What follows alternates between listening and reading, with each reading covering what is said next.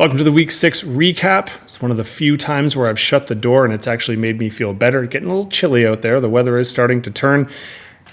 That actually mirrors what's happening on the other side of the pond. Weather turning definitely had an impact on the real NFL games, which thereby had impact in our scores. If you notice, they were quite a lot lower this week. So any points you could get and muscle out were fantastic.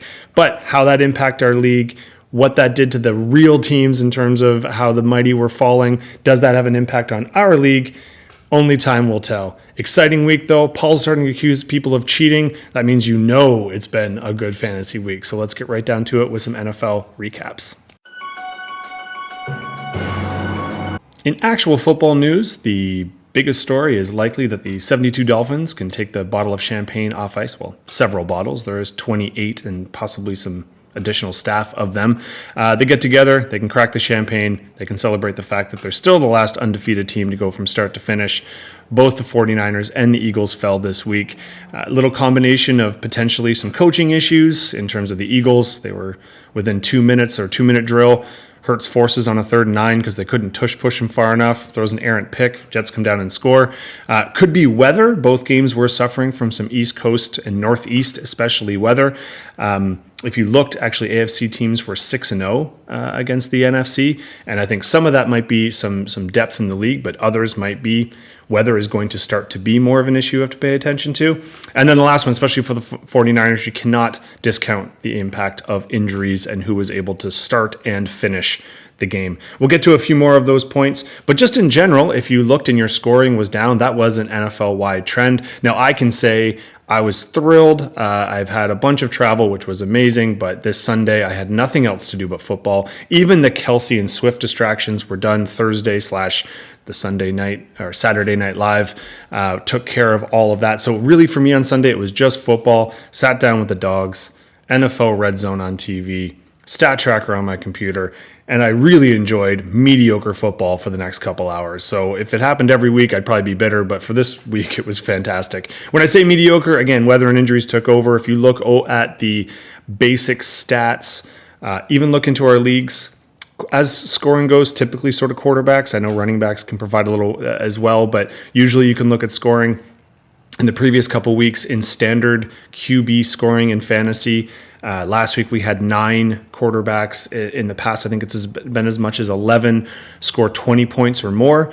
This week, just 4 quarterbacks. Now, there's a few in the high teens, but there was a bunch of quarterbacks that underperformed. A lot of interceptions, a lot of fumbles, a lot of drives that should have finished in touchdowns, but field goal kicks. So if your kicker's score was high, but everyone else's was low, I don't know if that's a trade-off we all want.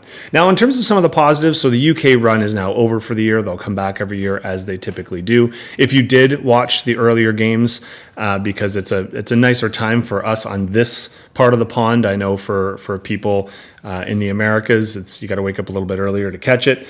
It is nice to see the UK fans embrace the game, and so between expats and football fans that want to do both iterations of football, to hear them singing Sweet Caroline or Living on a Prayer and chanting as you tend to do in the stadiums. It was kind of fun. It'll be over for a couple weeks in terms of the European adventure. At the start of November, the Germans get a chance and they do 2 more international games, and I believe then they'll follow up with 1 more a little bit later on in November. But it was fun getting that earlier game in. This week, we're back to normal schedules. I think, as I mentioned, weather is going to be a massive issue. So knowing if your games are played in domes versus fair weather areas, that's going to have a huge impact on our offenses. But that aside, I think the biggest story, aside from some of the upsets, because do remember, Buffalo did almost get upset, and the Dolphins were down 2 touchdowns against the Panthers before they decided that they actually needed to play. So bear in mind and keep an eye on that one. But injuries, if you are not dealing with massive injuries on your team, congratulations, you are a rarity. Take all the injuries that we had last week, and I know I made a mention of a few of them. Now, Barkley and Eckler came back, which is good news for their owners, but a lot of those injuries are going to carry on. Throw in this week, you got people like Fields, Lawrence, Tannenhill, Jimmy G, Mayfield, McCaffrey, Montgomery, Williams, Rivers. I know he's a backup, but he would have been picked up if he wasn't hurt. Tyreek Hill went in and out of the game and then back in. Same with Garrett Wilson. DK Metcalf. Samuel was out for the entire game, which really killed a lot of his people. Chenault, which I know not a lot of people have, but he is technically still an injury. This is adding up. So if you're looking at your team and you've just got a bunch of questionables, keep an eye. You're not the only one, and I certainly think that's something you're going to want to pay attention to. Hopefully moving on to week 7, maybe we get some normalcy. Maybe we don't. I think the bye weeks, just paying attention to them, and I'll just mention them now, then we'll jump back. So it's Carolina, it's Houston, it's Cincinnati, it's the Jets, it's Tennessee, and Dallas. Combine that all together with your injuries, and I think a lot of people are going to have to get creative for week 7. But before we jump ahead and get to week 7 and worry about those issues, let's look back on the fantasy week that was, and here are the matchups from week 6. While the top story in the NFL is how the mighty have fallen, I think in our league it's how, well, I was going to say the fallen are mighty, but I still fell. Kelsey and Frankie make it 2 in a row and have a dominant performance. If you were looking at the red and the greens on who's hitting their predictors and who below, every single one of us were red except for Kelsey and Frankie. They were the only team that exceeded predicteds, and they did so by a solid 30 plus. Almost sniffing 170 is going to win pretty much every week. It's one of our top scores of the year. The sad news for Paul is not only is he accusing people of using performance-enhancing drugs, Paul, it's called research and making moves. I don't know if that's illegal. Sorry, you actually did great too. I can't bash you. Number 1, I can't bash anybody. But number 2, you were actually our second scorer of the week. So you had a phenomenal week. You would have beaten anybody else had you not run up against them. So unlucky. It is the way that fantasy works. But going back to our winners on this one, how did Kelsey and Frankie do it? 3 running backs in the top 5, well, technically in the top 4. Henry was our RB4. Williams was our RB2. Maltzer again, RB1 and scoring even more now that A-Chain's out. This could be wild and free. Exceeding expectations on pretty much all around. Kelsey was our tight end 1. Now, your quarterbacks weren't phenomenal. They didn't quite get to their predicteds. Your wide receivers exceeded. They didn't make the top 5, but they did quite fine. So realistically, the only people that actually drastically let you down, like I said, quarterbacks to a point, but it was San Francisco. Had Moody hit that last one, you would have gotten a few more points and he would have been closer up to snuff, and San Francisco won the game. But it's kind of crazy if you think about it. They still had 2 picks, got a couple sacks, but that was about it. And Cleveland scoring 19 on them, that was probably unexpected, but Cleveland's D is pretty good as well. So I wouldn't hit the panic button quite yet, although if injuries are still an issue, sometimes that does affect the defense. Both of you left a few points on the bench. Now, Paul, I'll get to you in a second, but leaving Eckler on the bench on his first start back, gutsy, but probably paid off. Same with Purdy against Cleveland's D. But there are some options going forward, and I think for Kelsey and Frankie, you might need them. The injury bug, you just can't shake it all year. It looks like Williams is likely out next week. I don't know how long it'll be, but running back depth seems to be okay for you. And remember, if you move your flex up, you can replace him with anyone, and you did have a few people have some games that you might want to consider. Paul, on to you. Again, normally if you're gonna lose, I'm gonna bash you. I can't in this case. Your team was fine. Etienne was actually the only running back in the top 4 that Kelsey and Frankie didn't have, so you were fighting fire with fire. Chase had a disappointing one, but if he would have had a great one, so would have Burrow, so that didn't kill you. Tua was our QB2, so you did fine there, and obviously Smith maybe underperformed. Pitts overachieving. He did not make the top 5 in terms of tight ends. But actually, sorry, he did. He was the tight end 3. My apologies. And he's actually come back the last couple weeks. And your kicker was great. Adams was obviously one of your biggest disappointments. And I think just against New England's D, there might have been some issues. But realistically, like I said, more often than not, you score 135. You're going to get the win in this week. And had you played anyone else, you would have. But now we're starting to even it out. So 2 and 4, you're making a run, Kelsey and Frankie. Congratulations. Paul, don't panic. You're 3 and 3, and you score high enough that it actually matters in the tiebreakers. So you're still in our top 4 and still where you want to be in the playoffs moving into week 7. So again, Paul, don't hit the panic button. Just maybe hit the waiver wire just a little bit. And Kelsey and Frankie, congrats. Good luck into week 7. I take that back. You're playing me. No good luck in week 7. 2 wins is enough. Please give me one. Speaking of me, I have never gone an entire season without winning a game. And in fact, this is the only league that I'm in, and I'm in a few, that I did not win this week. So that's just where things are falling for me. But you know what? You got to ride the wave. And let's stop talking about me. I'm upsetting. Let's get me out of the way. Everybody sucks. Not horribly. I did enough to beat a couple teams. You know, my running backs were okay. Even all three of them. Sure. My quarterbacks weren't great, and Allen stunk. But the golden mustache here in Minshew, as a backup quarterback, he did what I thought he would. My wide receivers are okay. One couldn't stay on the field in Wilson, and Smith dropped a 30-yard bomb that could have been something special and could have got me points. But the biggest thing is I didn't have anyone go off. And let's look at Raf and James, where they had the opposite. So Hurts actually got hurt by that late pick, or he would have been a little bit higher. But even as it goes, quarterbacks are quite low. So I said at the opener, if you had one in the 20s, you were happy. He was actually our quarterback 4. So Herbert just being off. Comparatively to how everyone was doing, they did fine. St. Brown and Walker had great performances. Okay, with St. Brown, he was the only receiver that Pamela did not have in the top 3, and we'll get to her receivers in a second, but he was our RB3. Walker was in the running for running back in terms of top 5, just outside of it, but had a good week. I think he was the 6th. And Keenan Allen is once again just saving the day. He was not in the top 5, but just outside. I think he was the 6 or 7. So again, you just had a few people who kind of went off. Baltimore's defense was not in the top 5 defense, but nobody had started any of the defenses in the top 5. So Raf and James, you started the defense in the league that scored the most amount of points. So that made up for Cook and Ertz having underperforming. And back into Nakua, I'd be a little concerned about him. That's now the 2nd game in a row. He did an okay job last week, but with Cup there might be some issues. But you did fine, right? You had the 3rd highest scoring team in the week. You left some points on the bench. Some are going to be maybe injury related. We can look at that, but you got options. And again, the biggest difference, I think, between the two teams, you had a couple guys go off, which makes up for some of the mediocre. I'm just consistently mediocre. Maybe I should change my team name. I mentioned Pamela and her wide receivers in the last little recap, and here they are. Now just imagine if you still had Jefferson. It'd be scary. Hill and Cup went off. They were wide receivers 1 and 2 respectively. DJ Moore obviously didn't follow through as they had. And like I said, you've got some people on the bench that would have helped you out. Side note, again, remember, you can put them on IR and then you can get extra roster spots. I don't know why I'm trying to help you. I think I'm done. You're good enough. You're the top of our league. Barkley coming back is obviously going to help you out too if he can show some signs, because your running backs were okay, but I mean, Williams didn't have a great game. Overall, though, like I said, in some weeks when you're just under your predicted, it's going to hurt you. In this case, it certainly didn't. Right? You were still one of our top 4 scorers, so you did quite fine. Your quarterbacks might be a bit of a concern with Richardson. It looks like the rumor is he might be done for the year. They don't know for sure, but I think he just went in for surgery, so you're going to want to check that out.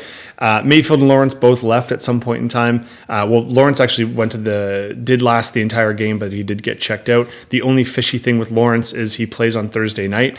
They are saying that if it was a Sunday game, they are confident he would be ready. The fact that it's Thursday, you might want to pay attention because you hit the waiver wire last week in Mayfield. You actually took him over me. I was trying to get him instead of Minshew, who I ended up getting. But you might have to hit it again, just as a heads up. Again, I don't know I'm helping you. You're winning. You are the number 1 in the league. Stop it.